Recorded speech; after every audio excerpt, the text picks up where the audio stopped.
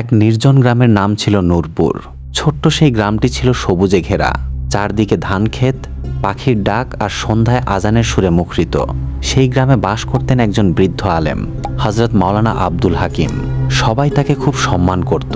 তিনি শুধু নামাজ রোজার কথা বলতেন না, মানুষের হৃদয় কিভাবে আল্লাহর দিকে ফিরতে পারে সেটাও শেখাতেন।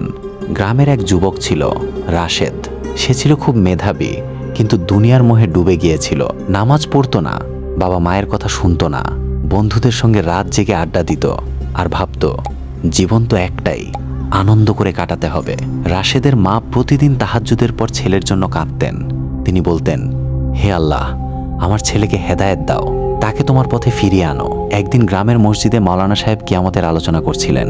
তিনি বললেন, যেদিন কবর ফেটে মানুষ উঠবে সেদিন কেউ কারো হবে না। মা সন্তানকে ভুলে যাবে, ভাই ভাইকে চিনবে না, শুধু আমলই তোমার সঙ্গী হবে। রাশেদ সেদিন মসজিদের বাইরে দাঁড়িয়ে কথাগুলো শুনছিল। তার বুকের ভেতর অদ্ভুত কাঁপন শুরু হলো, কিন্তু বন্ধুদের হাসি ঠাট্টায় সে আবার সব ভুলে গেল। কয়েকদিন পর গ্রামের পাশের রাস্তায় এক ভয়াবহ দুর্ঘটনা ঘটে। রাশেদের সবচেয়ে কাছের বন্ধু সজীব সেই দুর্ঘটনায় মারা যায়। সকালে যে মানুষ হাসছিল, সন্ধ্যায় সে কাফনের কাপড়ে জড়িয়ে গেল। জানাজার সময় ইমাম সাহেব বললেন, আজ সজীব চলে গেছে, কাল হয়তো আমাদের পালা। রাশেদ প্রথমবার মৃত্যুকে এত কাছে থেকে দেখল। রাতে ঘুমাতে পারল না। মনে হচ্ছিল, যদি আজ তার মৃত্যু হতো, সে কি আল্লাহর সামনে দাঁড়ানোর জন্য প্রস্তুত? সেই রাতে সে এক অদ্ভুত স্বপ্ন দেখল। সে দেখল চারদিকে অন্ধকার, মানুষ দৌড়াচ্ছে, চিৎকার করছে, আকাশ ফেটে গেছে, পাহাড় উঠছে তুলোর মতো। কেউ বলছে, আজ কিয়ামতের দিন। রাশেদের হাতে একটি আমলনামা তুলে দেওয়া হলো। সে কাঁপতে কাঁপতে খুলে দেখল, ভালো কাজ খুব কম, গুনাহে ভরা পুরো পৃষ্ঠা।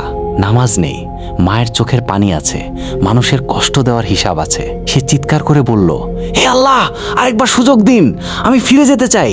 ঠিক তখনই আগুনের ভয়ঙ্কর শিখা তার দিকে এগিয়ে এলো। হঠাৎ তার ঘুম ভেঙে গেল। সে ঘামে ভিজে গেছে। ফজরের আজান হচ্ছে। জীবনে প্রথমবার তার মনে হলো এই আজান যেন শুধু তাকে ডাকছে। সে দ্রুত উঠে অজু করল, মসজিদে গিয়ে প্রথম কাতারে দাঁড়াল। মানুষ অবাক হয়ে তাকিয়ে রইল। নামাজ শেষে সে মাওলানা আব্দুল হাকিমের সামনে গিয়ে কাঁদতে কাঁদতে বলল, হুজুর, আমি অনেক গুনাহ করেছি, আল্লাহ কি আমাকে ক্ষমা করবেন? মাওলানা সাহেব তার মাথায় হাত রেখে বললেন, বাবা, বান্দা যদি পাহাড়সম গুনাহ নিয়েও ফিরে আসে, আল্লাহর রহমত তার চেয়েও বড়। তাওবার দরজা মৃত্যুর আগ পর্যন্ত খোলা। রাশেদ সেই দিন থেকে বদলে গেল। সে 5 ওয়াক্ত নামাজ শুরু করলো, বাবা মায়ের সেবা করতে লাগলো, হারাম সম্পর্ক ছেড়ে দিল, গরিবদের সাহায্য করত, কুরআন পড়ত, আর রাতে আল্লাহর কাছে কান্না করত। বন্ধুরা তাকে বলতো, তুই এত বদলে গেলি কিভাবে? সে শুধু হাসত আর বলতো, আমি মৃত্যুকে কাছ থেকে দেখেছি। কয়েক মাস পর গ্রামের মানুষ রাশেদকে নতুন চোখে দেখতে শুরু করলো। যে ছেলে একদিন পথভ্রষ্ট ছিল, সে এখন যুবকদের মসজিদে ডাকত। একদিন সে যুবকদের নিয়ে বলল, ভাই, আমরা সবাই জানি মৃত্যু আসবে, কিন্তু কেউ প্রস্তুতি নেই না। দুনিয়া আমাদের ধোঁকা দেয়। আজ সময় আছে, কাল নাও থাকতে পারে। তার কথা অনেকের হৃদয় ছুঁয়ে গেল। রাশেদের মা এক রাতে সিজদায় কাঁদতে কাঁদতে বললেন, হে আল্লাহ, তুমি আমার দোয়া কবুল করেছো, আমি আর কিছু চাই না। বছর ঘুরে গেল। একদিন রমজানের শেষ দশকে তাহাজ্জুদের সময় রাশেদ মসজিদে বসে কুরআন তিলাওয়াত করছিল। তার মুখে অদ্ভুত প্রশান্তি ছিল। সে ইমাম সাহেবকে বলল, হুজুর, জানেন, এখন মৃত্যুকে আর ভয় লাগে না, কারণ আমি জানি আমি আমার রবের দিকে ফিরছি। সেই রাতেই সিজদার মাঝে তার মৃত্যু হলো। মানুষ বলতো, কি সৌভাগ্য, যে ছেলে একদিন গাফেল ছিল, সে আল্লাহর ঘরে সিজদার মধ্যে চলে গেল। জানাজার দিন পুরো গ্রাম কেঁদেছিল।